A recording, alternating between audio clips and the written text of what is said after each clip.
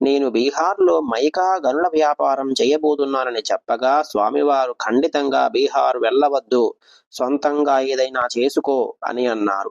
కొంతకాలం గడిచిన తరువాత శ్రీవారిని చిత్తూరు జిల్లా కార్వేటి నగరంలో దర్శించాను.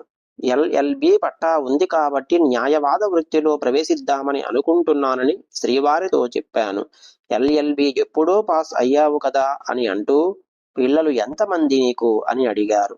నాకు 3 కుమారులు అని చెప్పగానే, 3 ప్రయోజకులు అవుతారు, అందరూ క్షేమంగా ఉంటారు అని సెలవిచ్చారు.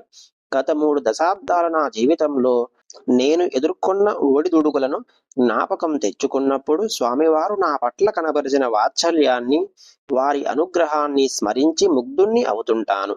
నా యోగక్షేమాలు శ్రీవారే తీర్చిదిద్దుతున్నారన్న విశ్వాసం నాకు కుదిరింది. ఇదొక జన్మాంతర విశేష ఫలానుభవ ప్రాప్తి అని తలుస్తాను.